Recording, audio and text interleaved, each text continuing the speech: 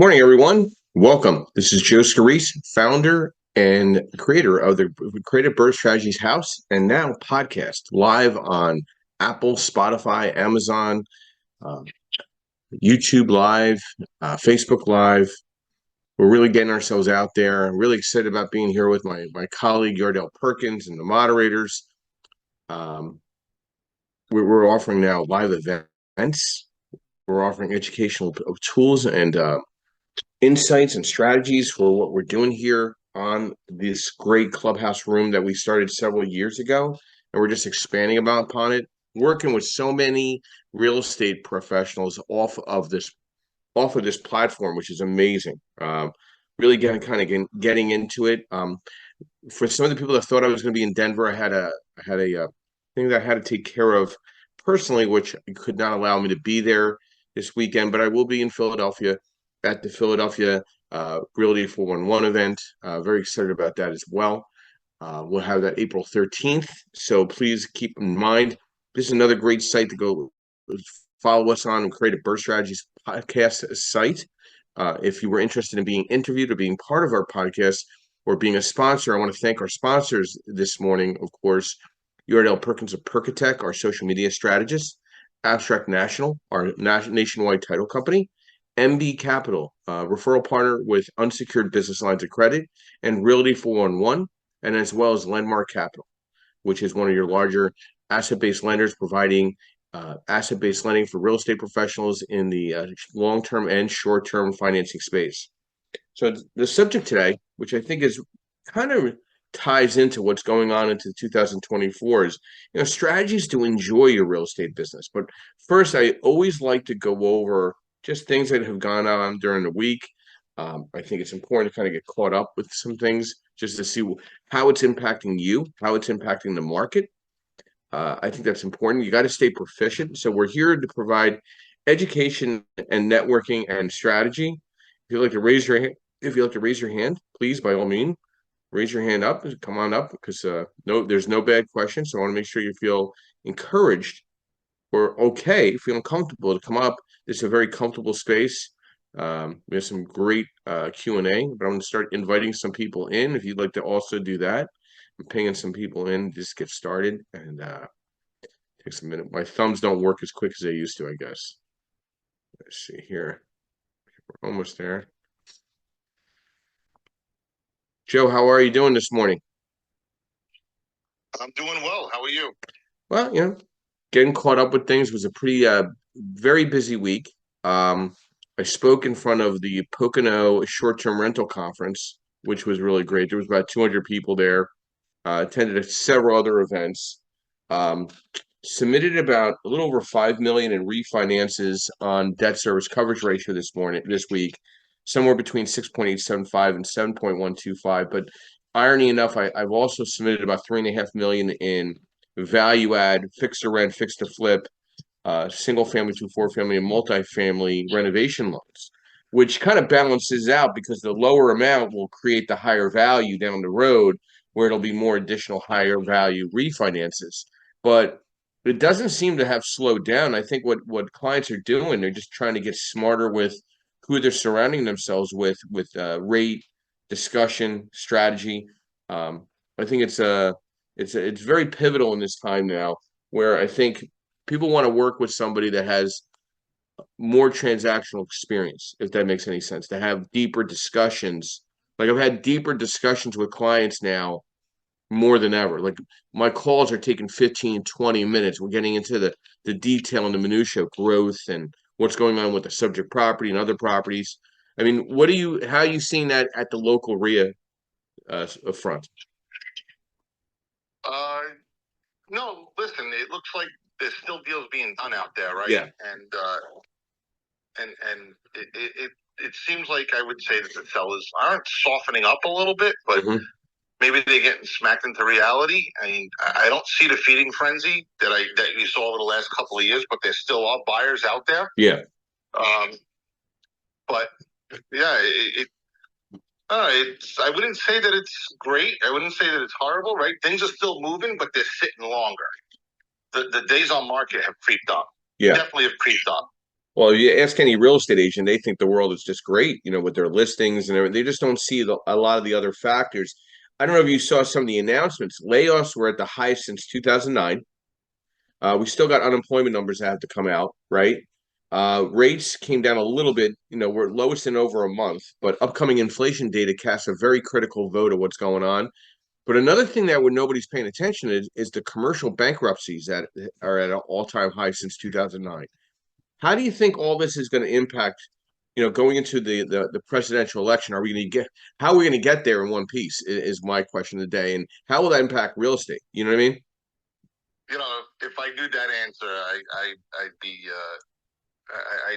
I'd be holding on to everything that I could, right? And I'd probably be a millionaire, if not a billionaire. But I mean, listen, just looking at what's going on, right? Jamie Dimon took took some of his money out of the stock. He's never sold money. He's never sold stock before. Warren Buffett's in the highest cash reserves ever.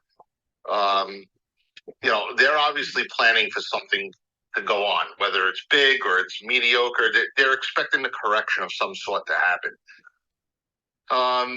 Looking into it, people can't keep up at this pace, right? Yeah. Layoffs are happening. The job reports, if you look at the revisions that from every year, right, they tell you, hey, great jobs report, and then they go and they revise the jobs report the following month, and it's now negative. But people aren't paying attention to that, right? They're just paying attention to the headlines. They were looking at a rate cut almost every FOMC session this year, and now they're saying, "Oh, we're not going to look at rate cuts until maybe May or June," and that had the market dip a little bit. So I mean, there's a lot going on. Of course, the layoffs show, right? There is a website, and skipping my mind now, that's just tracking layoffs that are happening, and the layoffs are there, which means people aren't making money, which means people can't spend money, and we're a debt society. Yeah. So, I mean, yeah, there's problems out there, and it could take years to happen, right? Because this just doesn't happen overnight, right? It could take years to happen, right? And I think I forget which one it was, but it took. There was a bubble that busted, and it took about 2 or 3 years for it to actually hit the economy. So, I mean, the presidential election, I don't know, right? The Fed is not politicized, right? If you believe that one, yeah, I'll tell you another, right? But I would imagine this administration doesn't want anything to go south while they're running for election, right? And if they don't get elected, well, then they're just going to handle that bucket of poo to the next administration. But I don't know. I thought I saw Nikki Haley dropped out. I didn't see if she officially did. She did. Now you're going to have two. Okay, so now you have two presidents. Either one that gets in, right, is on their last 4-year term, so it doesn't matter. Yeah. It doesn't matter what happens. So, which is kind of scary, right? Because neither of them have a future. Yeah. Regardless of what side you're on, neither of them have a future. So it's just the benefit of the establishment at this point. Yeah, and you brought up something very, very important. Okay, so rates came down a little bit based on some of the numbers that were coming out with inflation, job reports, bankruptcies, a mixed reaction to the mixed job reports. Okay, we're floating right under the national average for the last 40 years, around 6.85, 6.87. All right. Why would the Fed feel compelled to drop the Fed rate if the rate's already modified? Okay, so we have we have a Fed meeting coming up, right? Why would they feel compelled to lower the rate if the rate kind of lowered on its own nationally based on a conventional base and commercial base while all the numbers are still there? It doesn't make a lot of sense. And if they do, that means they're following media pressure or the government pressure, which they're not supposed to. They're supposed to stay neutral. Okay. So to me, I was at a Salem County Bankers and Brokers Forum, which was it was actually surprisingly really nice. It was the first annual. Salem County was once one of the poorest counties in the country. Like it was like number 5 or 4. Now things are really happening down there. I mean, it's a complete turnaround, and it's a great area to buy for investors. it's really, I mean, I would get in now. I think you already missed a lot of the opportunity, but there's still a great opportunity in that Salem County market in New Jersey. Everything works from a numbers perspective, but there's a chief lending officer thinking that the Fed should lower the Fed rate. I mean, I don't know if he goes to shop for eggs or his wife does or whoever, but like the cost of living is still extremely high. So, like, where does he think it makes sense to lower the Fed rate? And he's in the banking industry, for that matter, where if we lower the rate, it's going to crush his little bank. This guy was a local bank. I mean, like, where's the logic behind it? You know what I mean? Yeah. Listen, there's a lot of banks in trouble, right? There's a lot of banks in trouble, so they also have to take that in consideration because, right, we are on a fractional based banking system. So, which means if you go to the bank, yeah, and everybody pulled out their money, they don't have it. It's just numbers on a spreadsheet. Yeah. For every, if I remember correctly, for every dollar you give the bank, they can loan out 10.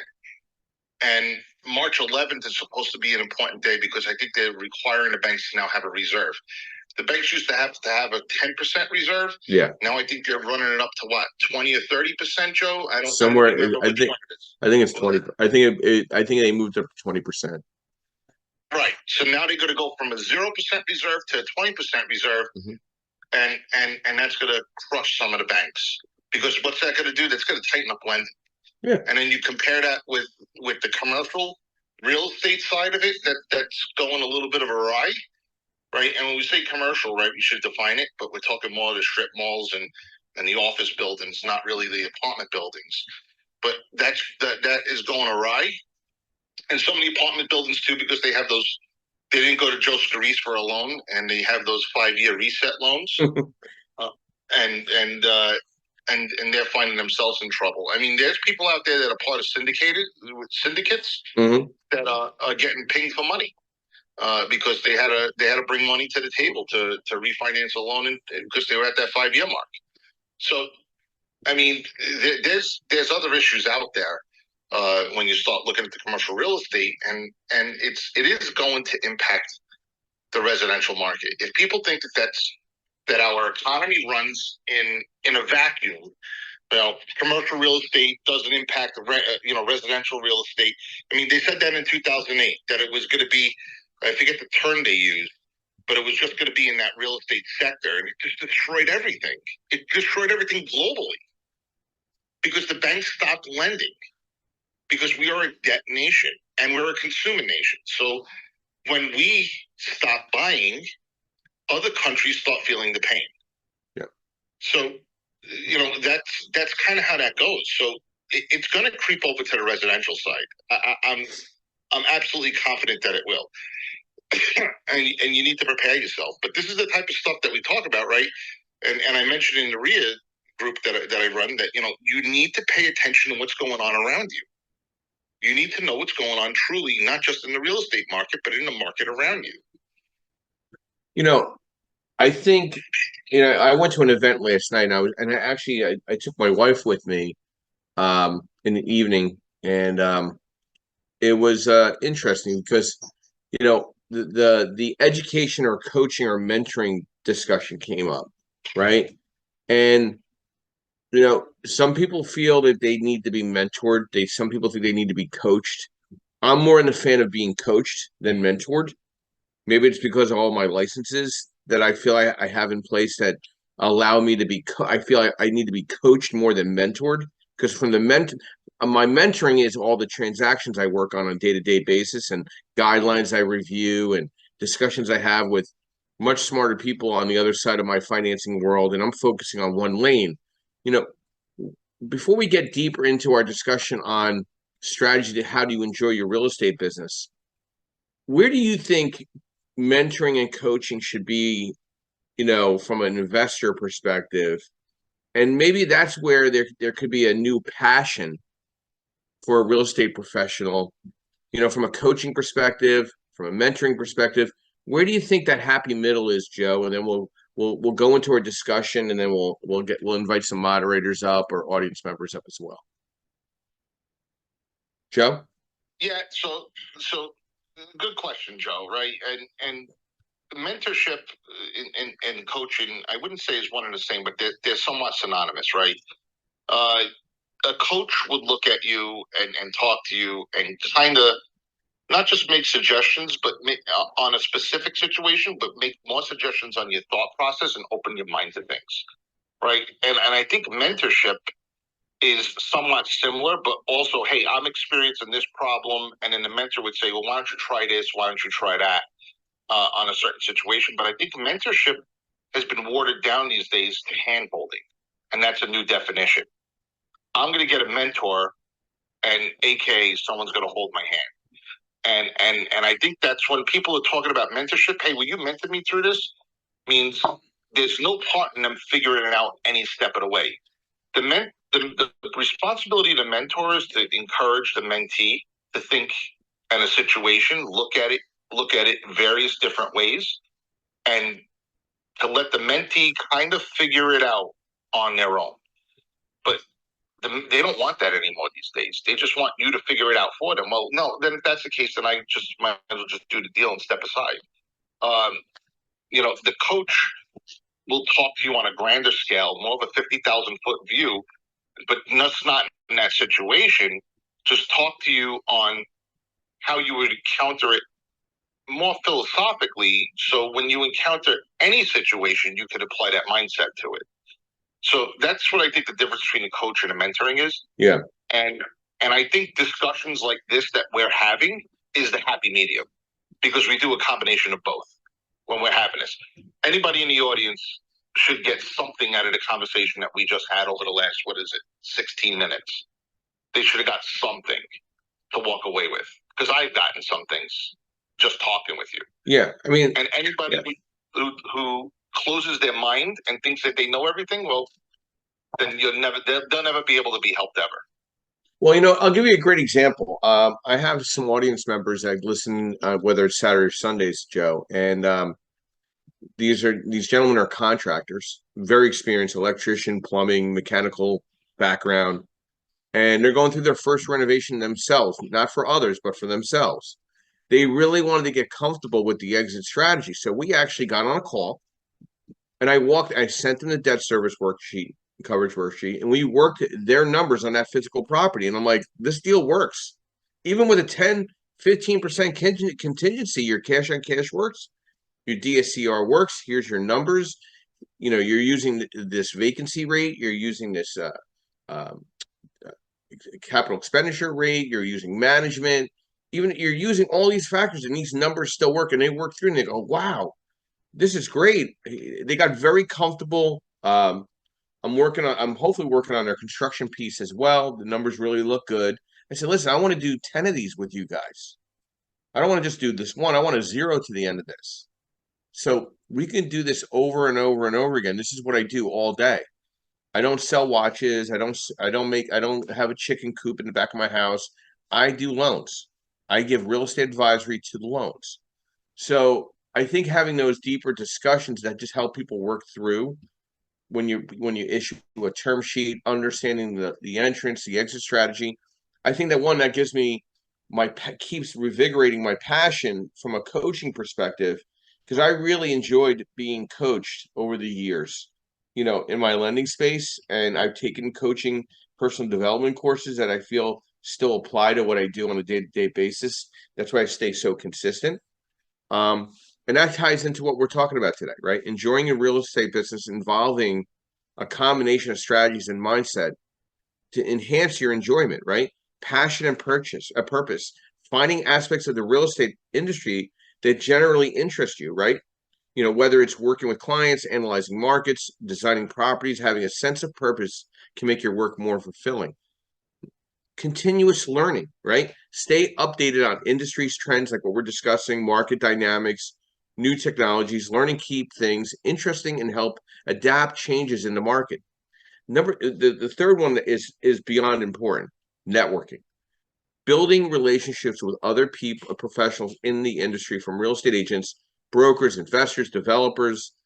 Networking not only expands your opportunities, but also adds a social element to your business. So to me, I like getting to every event early. Early is on time. On time is late. If the event starts at 6 o'clock, Joe, what time am I there typically? 5:30, 5:45? 5:30, yeah. Yep. I want to see everybody as they're walking in. I want to be that gracious host or hostess without the responsibility of hosting that event. I want to be on time early. Diversification, exploring different aspects of real estate, such as residential, commercial, or investment properties. Diversifying your portfolio can keep your work varied and exciting. So I work on single family through four family, 5 through 25 units, mixed use. I look at fixed to rent, fixed to flip, new construction, unsecured business lines of credit. I don't do restaurant loans. I send that to somebody that's all they do. I mean, like, I know what my lane is. Okay. I know exactly what I'm focusing on, right? I'm not trying to do 100 different things. Everything ties in together. Everything crosses over the fabric. The client-centric approach as well, focusing on building meaningful connections with your clients, understanding their needs. Like this podcast with live on video and live here in audio, I'm connecting with people, right? I'm trying to help them find and identify their dream and achieving their investment goals. And it's deeply rewarding, believe me. I feel great about it when I hear all the good stuff that happens, right? There's always going to be bad things, but there's always more. To me, I hope there's always more good things. Creativity, looking for opportunities to innovate things outside the box, where it's finding unique properties or developing creative marketing strategies, creating, like, add a sense of excitement to your business. Like with what Yardell and I do here, Joe, right? We were excited about getting the YouTube live up and running and the Facebook live up and running. And hey, Yardell, do we have the right equipment? What do I need to invest in to make this a better social media bucket for us? How do we make ourselves look better, look correct, and look really professional, where people find us insightful, right, or appealing to go to? So it's something I didn't even notice. We had over 500 downloads in the past week on all our episodes. We're like at 17 or 18 episodes now. I mean, that's really impressive if you think about it. We have zero marketing budget other than what we're doing from email blasting and presence online. We're not investing into any ads, which we're going to do this month coming up. I wanted to give myself a little more time in just getting things working. I wanted to get to about 20 episodes, and I wanted to get to the April event in Philadelphia as well, which we'll conduct live from there. But we're doing it. We're eating the elephant one bite at a time. And another very important thing is work-life balance. Maintaining a healthy balance between work and personal life, taking time for yourself and pursuing hobbies outside of work can prevent burnout and help you stay energized and engaged in your business. I go to the gym every day for an hour. My wife and I, every day, 7 days a week. There's no day off. Okay. I enjoy it. Do I want to be there every day? No. I think it sucks sometimes. I think it's terrible some days. I'm 54 years old. Things catch up with you. But I could tell you, by me doing this in a consistent manner, I'm doing more. By me doing this for an hour every day, 7 days a week on a consistent basis, I'm doing more than 90% of the people around me, and I will eat them alive in my day. Okay. And celebrating successes. Take time to acknowledge and celebrate your achievements, whether it's closing a deal, reaching a milestone, receiving positive feedback from clients. Recognizing your successes can boost morale and motivate you to keep striving for more. So when I have a closing, I would just call people. I don't really post that. That's not my style. I've never posted a closing in the sense of like outright individual. I call them, I thank them. Is there something I can do? Is there anything else I can do for them? I answer all their questions in between. Or they call me after the closing and tell me, hey, you suck. You're great. This is what we could have done better. Okay, fine. That's fine. I'll take constructive as well. By implementing some of these strategies, fostering a positive mindset, you can enhance your enjoyment of the real estate business and fulfillment in your work. Joe, your thoughts to this? Because I know this is more of a part-time thing, and then we'll go to Justin as well. Yeah, listen, even though it's a part-time thing, this is like a labor of love for me, right? Yeah. I mean, case in point, like the condo that I just purchased, I purchased it for less than fair market value. Um, you walk in and you just see some of us landlords are not nice people, right, to our tenants, and I think we lose the perspective that there are people that are living in the units that we own, and the carpet is shredded. You know, some of the appliances don't work. They're not working correctly. Um, the water heater is about to burst, and you just look at it. You're like, you know, okay, I get that you want to stretch every dollar and every penny that you can out of the place, but there's a quality of life that you need to give your tenant, especially when the tenant's been living there for 13 years. So I purchased the condo, and I asked the tenant that's there, and I said, hey, if you had three things that you wanted to replace, which I already knew what the one thing was, right, the carpeting, which I'm prepared to do, what would you like? She goes, I just want the carpet replaced. It's been like this for the last 5 years. It's shredded. It looks horrible. I can't have company here. you know, I pay my rent on time, and I just want this done. And I was like, okay. I said, would you want to pick out the color of the new flooring when I get it? I'll have it done in the next couple of months. Would you would you pick out the color of the flooring? She goes, you'll allow me to do that?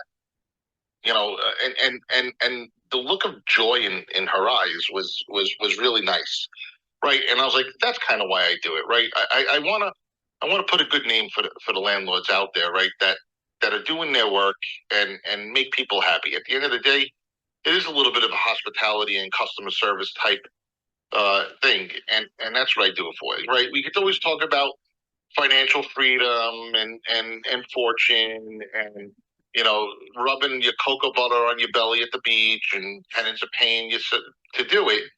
But I mean, that's not why I do it, right? And we, when you start talking about strategies, right? One thing that one of my bosses told me, my full-time job says, bad news doesn't get better with time. And the same thing happens with things going on in a property. A little thing doesn't get better with time. It doesn't just go away. It'll get worse and worse until you have a major disaster on your hands. So, as things happen, get them fixed. Yeah. Right. And you'll avoid those big problems and the heavy cost and the emergency things that come to it. So, and avoids those stressful situations. Like I said, the water heater is going to burst, right? I see that it's 15 years old, right? The lifespan is usually on average 10 years, right? And then we have a huge flood on our hands. So I'm going to let that sit for about 6 months, and then I'm going to have it replaced. And because I just bought the place and I want the cash flow to come in and pay for that. So I'm going to be proactive on some things. I'm going to buy the PSE&G locally. PSE&G, I forget what they're the electric and gas company. I'm going to buy the worry-free contract. Mm-hmm.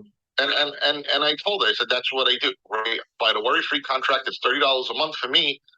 But if something happens with your heater, your AC, they come and they fix it within 24 hours.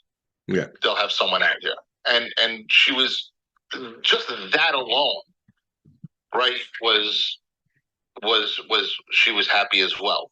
Don't call me, call them, and I have immediate repair service scheduled to come out. And that's a service that you put, and that kind of gives me joy, right? Making them happy.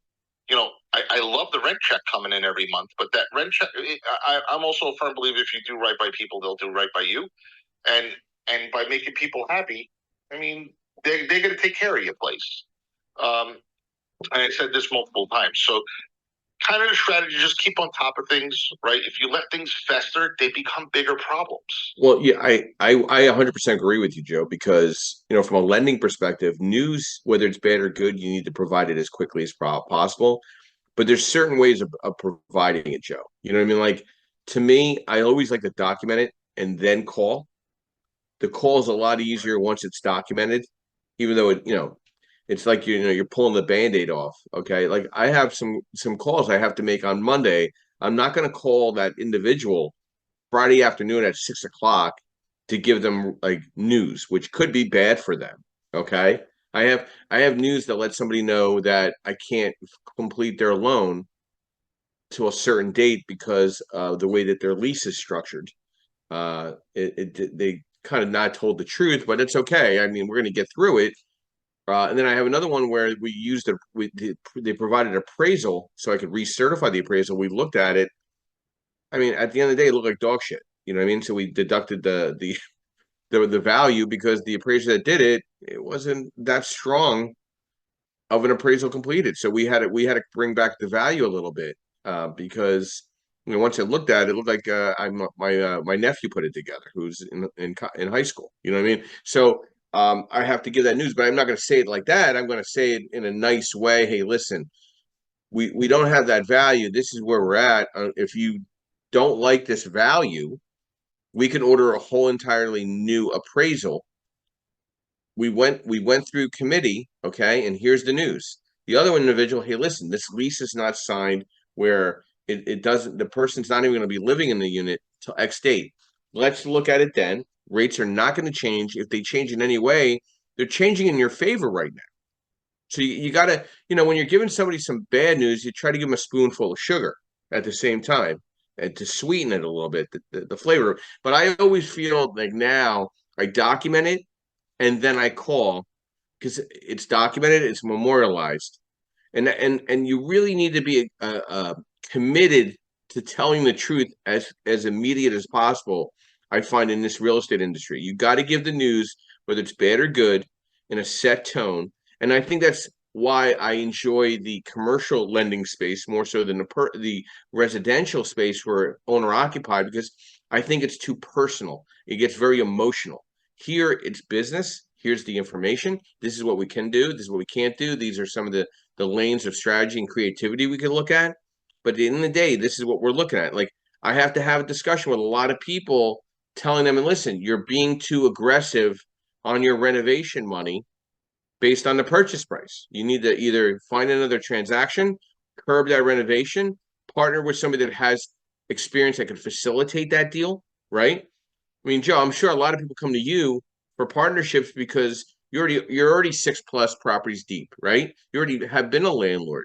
You have the credit, you have the cash reserves. So, people come. I mean, I would think more people would want to come to you from a joint venture perspective because you could make them look good on that first or second or third transaction to get them up and running. Thoughts before we go to Justin?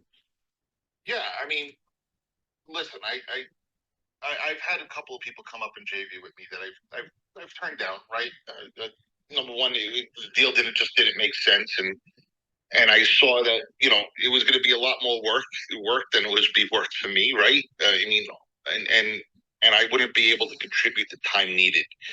Right, so it wouldn't have been fair to that newbie.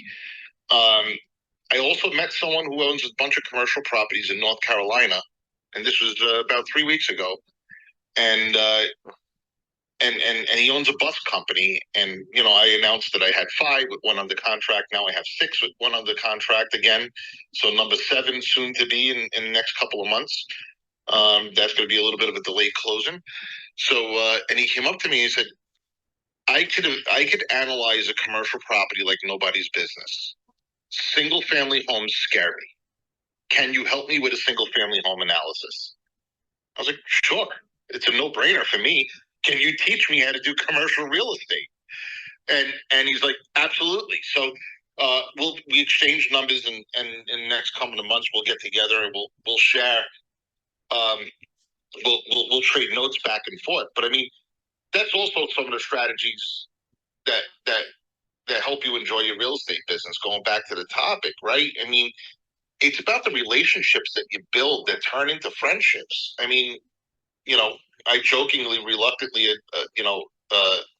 admit that we're friends, right? And we go out to dinner and we share some personal time together. But you know, your case in point, your business relationship that turned into a friendship, and and regardless of judgment, good or bad at the time on either of our behalf, right? It's case in point, right? I mean, I'm on here with you because I'm not selling anything, right? I'm an investor. I want to help people, and and I respect you, and I know what you do, and I also look at my name is my and my reputation is everything, and I'm putting, although I'm not, hundreds of units, I'm putting my name behind you and alongside you because I know the person that you are. If I didn't know you from a hole in the wall, I wouldn't be on here, right? And wouldn't be on here sharing with the audience. So, especially recorded and admitting that we're friends, right? I don't use that term lightly, but I mean, I had an investor that I met through a rehab, built relationships, built a friendship, and then needed help on a rehab, $40,000, and I loaned it to him on a handshake. Other people like, oh my God, you barely know the person. You only know him for a year. You gave him 40,000. Your name's not on the title. What if he runs away? Well, I know where he lives, right? And we'll take it as that step goes. But my handshake and his handshake, at least as my feel, is gold. And you're only as good as your word in this world. Um, that's how they did it back in ancient times, and no matter how many pieces of paper that you sign, that you have title to the property and all that other stuff, by the time you get into the legal matters of things, I mean, it still gets messy, and you can still lose your money, and then you lost the money that you spent on the attorney to get your money back. So I mean, yeah, I did that, and that loan was successful. Um, so like I said, the strategies, there's a lot of them, they're spoken and unspoken, that bring you back to where you enjoy your real estate business. Listen, does that mean that every day is a walk in the park, like you mentioned, Joe? No. It's a love-hate relationship with real estate sometimes with me, right? There's days that I love it, and there's days that I hate it. And I don't hate it just because I get a phone call from a tenant saying, hey, I'm moving out, or hey, something broke. No, actually, when something breaks and I'm able to get it done while I'm in a different state, and it's completed and paid, I look at that as like, hey, challenge met, accepted and met, and the tenant's happy. I actually hate it when the paperwork time comes, right? Like I sit down every Saturday morning, paying the bills, going through my numbers, right? I just put another condo on the portfolio. So now I need to make sure that all that paperwork is set, everything is scanned and uploaded online, um, and and that's where I start saying, what the hell did I do, right? Um, so that's the love hate relationship. But there's many strategies that you can employ to enjoy your real estate business, and these are just some of the key ones. And a lot of them's relationships, right, Joe? I've come across headaches. Mm-hmm. I've come across headaches, right? And when you feel that you're in a situation alone, right? And I've called you on real estate and personal matters, right? Your friends will help you get through it, right? They may not be in the fight with you, but at least you have a cheerleader on your sidelines that's saying, "Hey, this is what I would do. This is it." And there's friendship and there's genuine interest in that. It doesn't mean that you have to pay $1 for that advice, right? There's genuine interest in that person has for your success because of your friendship, because they care about you, and that's where the enjoyment comes out, right? You build that. You call it a team. I call it friends, right? Because the team is more professional, right? The attorney, I'm never going to call and talk to him about personal matters like I do with you, Joe, and that's where the enjoyment comes out. Not only did I build this empire, but I also built these great friendships that I that are going to be lifelong, right? Joe, I don't want you to have to disclose that you have pictures of me all over your house. So I want to make sure you keep that between you and I. I know you have posters of pictures of me all over, but I appreciate that. I'm just joking with you. Well, Joe, I really appreciate what you outpoured because it ties into a lot of people's concerns as a real estate professional. You're not an agent, you're not a banker, you're not a title agent. You're just a W-2 guy that owns a bunch of investment properties, part of a REIA group, part of a couple other investor groups, and you're just being you. And a lot of people just want to be just themselves. You know what I mean? But it all starts with conducting proper market research, and identifying your niche, developing a business plan, and setting financial goals, obtaining necessary education, and then, if need be, licensure, getting your license if it makes sense, and having a discussion with somebody, letting to understand what the repercussions of getting that, having that license, right? What does that do? What is it? Is that a roadblock? Is that a positive thing? Who do you want to kind of associate your license and put that shingle on their roof with? And building a professional networking and marketing yourself. Like I have literally a stack of cards right here that are only worth as much as I follow up with those individuals and give a call to each one of those guys and gals. Email, phone call, connect on LinkedIn, etc. Put them in my database, CRM. It's only worth my elbow grease and getting that up and running. And understanding your business costs and securing funding. Okay, so that's another thing. You have to weigh out the cost benefit relationship of anything that you're going to put money into, whether it's membership, attendance, okay, attending an event. You got to evaluate. Like I look at my calendar every single day, and there's 3 events to go to. Which one is going to maximize my time and the cost benefit relationship? Which event is going to make sense for me to invest into, right? I mean, does it make sense? I mean, I traveled to 30 cities this past year. Does it make sense to stay local, regional, or go national? I don't know. I mean, I debate about that every day. Okay. And I sit down with my executive director. Hey, this event looks cost benefit. I'm going to go to it. Okay. He goes, we'll pay for it if you think it makes sense. But I see some other events where they want a vendor space and 700 people are coming and they want $5,000. No, that's not going to happen because now I'm paying for their event to go on. I'm not paying for myself to go there. That's not even including my travel. So you got to weigh out the cost benefit relationship of anything you invest into as a vendor as well. And developing a brand and creating a website is so important. And that's where it comes back to your Adele Perkins at Perkatech. We developed this website, creativebirdstrategies.com, which leads into our podcast, which leads into all type of other video work that we do. I'm also rolling out my own website, josephvscarice.com. It's coming out. It should be out in the next week or so. We're having a little struggle with Google, of course, but they're the big 800-pound gorilla. But I think we'll get through that. And what it does, it sets a standard, a line in the sand. Hey, this is who I am. This is my why. This is how you can connect with me. How many times I try to reach out to somebody, I can't find their phone number. I can't find anything on them. I got to Google search. I got to go on their LinkedIn. They don't even have a phone number on there. I'm like, where are these people? Why can't I find their number? Why can't I get in touch with these people? And they're in the profession. They make it so difficult and so layered. I don't get it. You need to be easily found, good, bad, or indifferent. Justin, good morning and welcome. Brief overview, who you are, what you do, and thoughts to strategizing to enjoy your real estate business. Good morning, man. Been a real good conversation, Mr. Martella, and the have given us some good points to chew on.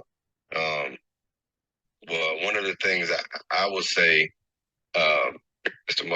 Joseph, speaking on is your circle, are the people you kind of touch base with, and what I find the gem in these conversations and the conversations you have with your team or your friends who are also professionals, either they have enough perspective on whatever your issue is to help you out.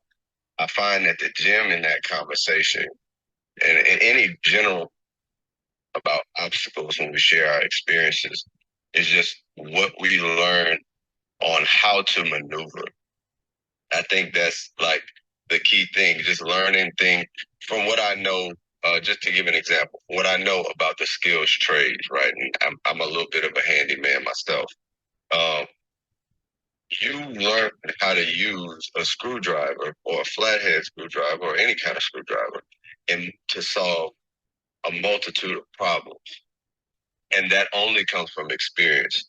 You don't show up your first day and know all the tricks to the trade. You don't show up your first day and know, how to, do the things that the guy who's been there 20 years can do. But if you go and have some of those conversations with the guy who's been there 20 years, It may have taken him 15 years to learn because he had to learn it on his own. But if you have enough conversations with him, you can pick up on that knowledge base within a year or two. And that can excel your progress. And another thing that I feel is really empowering or, uh, about these moments and these conversations is your knowledge base gives you the confidence. I've had some really low confidence moments in the past 2 years, right? Or 2.5 years dealing with these situations that I'm coming out of. But the more I talk to, and I love to call them this, it's a compliment when I refer to you guys like this, but my gray haired friends, when I talk to them and they share their experiences and their obstacles that they've made it through, it shows me to get on the other side of progress. My only option is to get through it, figure out what I need to do, reach to people. Um, Earlier in the conversation, you guys were mentioning how people want the mentors to do it for them. That's not how it works. Yeah. Your mentors are going to probe you. They're going to guide you. They're going to tell you, oh, yeah, well, maybe you way and give you some information on that. But it's up to you to execute on that. It's up to you to make sure you meet the deadlines and meet the qualifications for that, and so forth. So I think it's very, that's where you build your strength and confidence and your knowledge base and knowing what to do in this situation and that, right? You communicate with people, and there are a bunch of ways to do that in this industry, in RIAs, in rooms like this, podcasts like this, right? That are genuine. This is a very raw room and a very raw podcast because we're having open conversations. So I think that adds a much more potent element to it because we don't really filter what we say. We genuinely give our experiences and the things that we've learned, right, to become better real estate professionals. So and another thing is these things are being recorded throughout our journey. So, I can attest to that.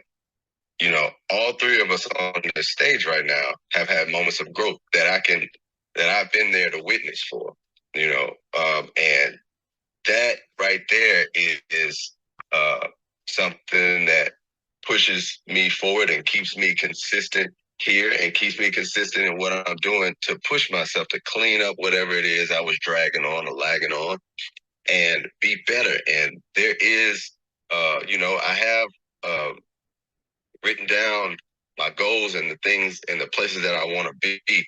Right. Just this week, I've made some adjustments to how I want to repurpose my next step. Right. And so as I do that, as I represent myself, um, um, and the services that I'm going to provide, you know, taking all of these things and all of these lessons into consideration to make this next step smoother, that I can something that a phase that I can step into with all the confidence that I need to, and making sure that I stay connected so that I can, put my best foot forward and use other people's experiences and knowledge base, right, to leverage, who I am and being my best. So that's my thoughts, man, this morning. Great stuff. Great stuff. Love it. I love it, Justin. We're not like any other house here on Clubhouse. I'm going to tell you that for a fact. We're the only Clubhouse house that has their own podcast. We're the only house that have our own national events. We're the only Clubhouse house that has legitimate, vetted sponsors. We're the only house that offers educational tools complementary to their followers and the registrants to this group. Okay, that's a fact. These are all bullet point facts. I don't need to concern myself with any other groups. I'm only on here on Saturdays and Sundays, 8 a.m. and Sundays 9:30 a.m. I don't need to be in. I mean, I might pop in once in a while just to see what craziness is going on during the week, but I'm very consistent in what I do. I used to jump around in a couple groups. You know what? This is my group. This is my house. This is where you'll find me. If you want to find me outside, you can connect with me on LinkedIn. which I hope everybody here is connected with me on LinkedIn. Please connect with me. Okay. 2, you have my contact number. 3, you have my personal email. 4, my response time. Customer service has kind of got a little tarnished during COVID and now post-COVID. There's less expectation of quality customer service, and I think it's a shame because I think whether you're the rookie investor or seasoned vet, the goal of customer service in real estate is for people to walk away happy and coming back for more. Okay, done right, real estate customer service will assist the investor or the service provider in building that trust, creating that brand loyalty, positive reputation, as well as producing a endless amount of real estate referrals. I thrive off of the introduction by someone. One, I want to make sure I thank them for that introduction, right?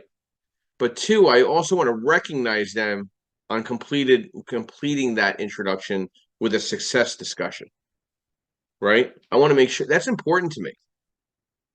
And that should be important to you as a real estate professional. You know how many phone calls I make a week where people don't return my phone call? Think about that. And that's okay. It's a 2-call rule. I don't look for 3 strikes in my world. I call, I might throw a text, and then I might do one more call because it's in my inbox. After that, it goes into a folder. I take their information, I throw it into my CRM. If they don't have the time to call me back, there's nothing I can do. I can't drag and scream at them.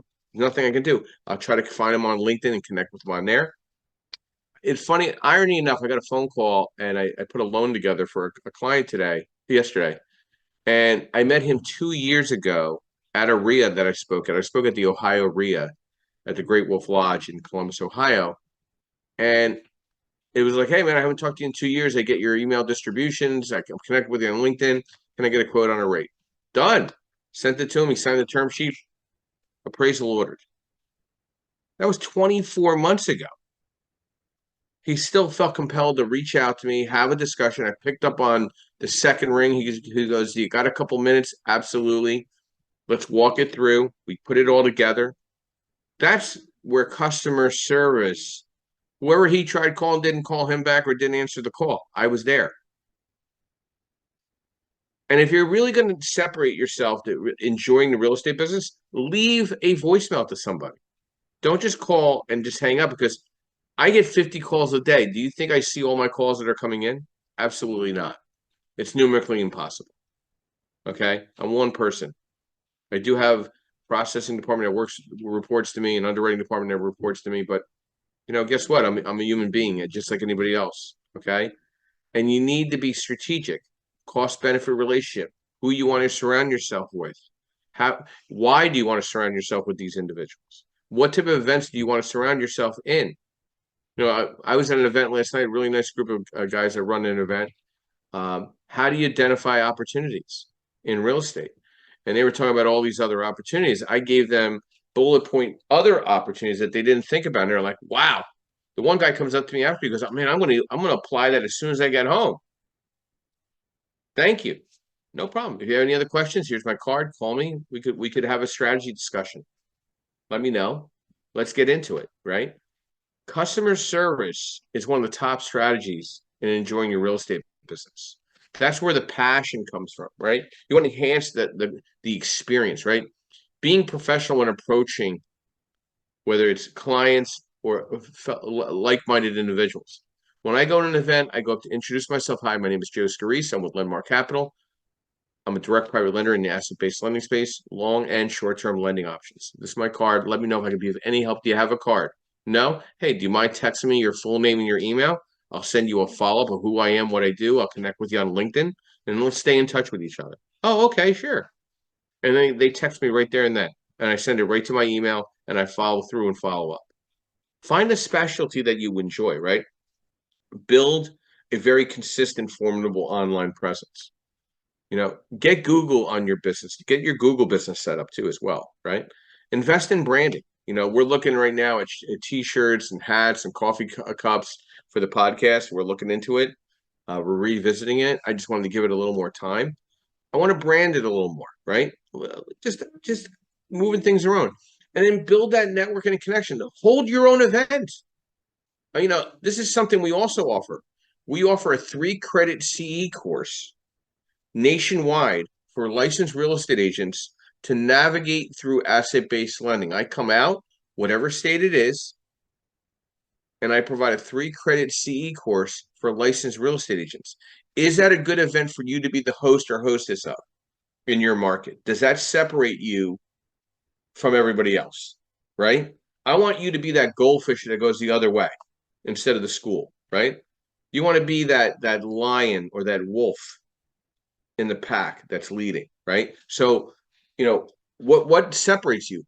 Extending something that's unique, that's going to create a like-minded surrounding group of people that you want to surround yourself with, right? So we're the only house and podcast that offers a 3-credit CE course nationwide on asset-based lending, direct private lending, anywhere. There's nobody else that does it. I'm the one that wrote the module, so I'm the only one that has this class right now for the time being till it gets spawned out there. But right now, I'm the only one that offers this, and it's in for all 50 states. So if this is an idea for maybe your investor group meeting, whether it's for your real estate association, I come out complimentary, teach the course, provide insight to real estate agents, and you can invite investors as well. There's nothing wrong with inviting investors to understand what real estate agents need to understand too as well. That's enjoyment to me. That's passion. You need to feel great about what you're doing. You need to be great about returning all calls and emails, having availability to talk with people, making the time, be consistent, be continuous. Having professional pictures, having a professional voice message, maybe looking at virtual assistants, maybe sitting down with a social media strategist such as your Adele Perkins at Perkatech. That might be an idea to kind of see how to enhance your brand. Do you make sense when somebody Google searches you? How's your LinkedIn profile look? Right? There's so many times I look up real estate agents. 1, they don't even have a completed LinkedIn profile. 2, they don't even have a picture on it. 3, it's from like 3 companies ago. Guys and gals, it's not all about Facebook, believe me. It's about being out there, consistency and continuous in your brand.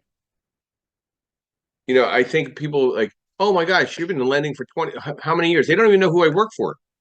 They just know that I'm a lender. I've gotten to the point where I'm just a lender. On my website's going to be Joseph V. Scarice. Yeah, there'll be a logo on there that says, part of Lendmark and all that, and that's great. And I think that's important. But I could put XYZ Incorporated, and people will still call me for lending. Okay, they're going to call me for my phone is always going to call for lending and real estate related items. I've created that very distinct possibility for myself in an ongoing manner.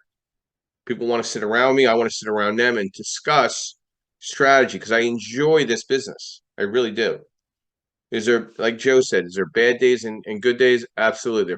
They're sometimes horrendous days. But I don't post it on Facebook and let people know that I'm having a bad day. It's none of anybody's business. It's my own. Okay? Keep it to yourself. Breathe it in and breathe it out through your heart, and you'll be just a lot better. Joe, any final thoughts to our discussion with Justin and myself and you? Any final thoughts to strategies to enjoying your real estate business? No, listen, this is an amazing discussion. I want to point out none of this is scripted, right? I mean, you text me to wake up to make sure that I'm up to get on here and talk almost every Saturday and Sunday. Sometimes I start off a little cold, half awake. And none of this is scripted. This is really conversation from the heart, conversation from experience, from all the moderators that are up there, and talking and we have someone that keeps on putting great comments, Sherry, great comments in the chat, and don't be scared to come up here. Yeah. There's nothing about stage fright, right? I mean, you can hide your picture and nobody will ever know who it is that's talking, right? Sky's your voice. I understand the fear of public speaking, but the value is in the open conversations that we are having here, and everybody's just listening to. Right? It's not just one topic that is just going that is scripted like some podcasts are. Like, Joe, you don't know what questions you're going to get from the audience. You don't know what I'm going to throw out. Right? You and I don't talk days or minutes before this conversation. You don't know what I'm going to say, and I could be a little crazy at times. I'll admit my faults, but you don't know what that's going to be, and you don't know where the conversation is going to go. And the fact that it's unscripted and the fact that it's genuine, I really think that's where the value comes in. Just for the members out there, be passionate about your business. Just don't go through the hurdles. I mean, if you have fears about getting involved in real estate, talk to someone who's in it. Talk about your fears. Talk about the concerns. But if you think that you're going to invest in real estate and you're going to sit back and there's going to be absolutely nothing for you to do, even if you have a property manager, you're going to get phone calls. You're going to have decisions that need to be made. And there's ways to prepare for that to make you feel confident in your decision. And Justin said that too, right? Confidence is absolute key. And you take that approach, and the way you build confidence is through exercising, right? What would go through, and I mentioned, I think last week, like a tabletop exercise, sitting down at the table, or you could have your friend, hey, that rents. Hey, I want you to just call me at some random time unexpectedly and tell me that there's a problem at one of my rentals, and then just run through the process in your head, right? So you have that, and so you have that experience, and that fear factor goes away. And once that fear goes away, you start liking what it is that you do. Joe, I'm sure when you wrote your first couple of loans, there was a nervousness in your voice, right? Your voice was crackling when you were talking to your first customer, right? The voice was crackling when you were picking up the phone and calling someone. There was an intimidation factor when you got that first card of the realtor and you were cold calling them, right? There's a fear factor, but now it's a labor of love because you've been through that hurdle, right? And someone may have helped walk you through that hurdle, right? But it goes into enjoyment, right? Because you truly enjoy what you do, and it shows. Thank you, Joseph. And listen, I'm going to go over this again. We have some great opportunities that no other house here on Clubhouse provides. One, we have a live podcast. Okay, it's on Spotify, it's on Apple, it's on Amazon, it's on YouTube Live, it's on Facebook Live. We have educational events throughout the country. We have one going on right now in Denver. We're going to have another one on April 13th in Philadelphia. We have another one in LA. We have also smaller groups that we provide as well. We provide educational tools for you to be a better real estate professional. We also have an opportunity for you to be podcasted and branded with a podcast with your business. And now we're offering a 3-credit CE course that is provided nationwide for licensed real estate agents in every state in the country, navigating asset-based lending, which I come out and fly out and provide the course complimentary, whether to your association, your investor group, for licensed real estate agents and investors to attend and collaborate with, hopefully, investor-friendly real estate agents. We're here every Saturday morning, 8 a.m., every Sunday morning, 9:30 a.m. with great mods, great discussions. It's always a different discussion every Saturday and Sunday. And like I said, my contact information is here. Please connect with me on LinkedIn. And I want to thank again our sponsors, Yardell Perkins of Perkintech, our social media strategist, as I call him, the Oz behind the drape. Abstract National, our nationwide title company. MB Capital, your unsecured business line of credit lender of choice. Realty 411 with Linda Pelagas, a national publication in real estate.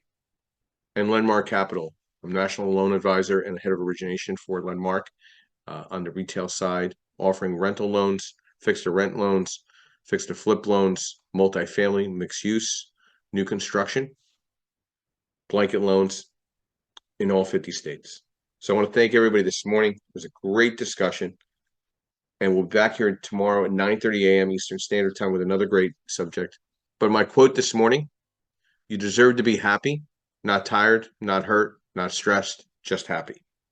Everybody have a great Saturday. I'll be ending the room and ending the podcast in the next 30 seconds. And thank you.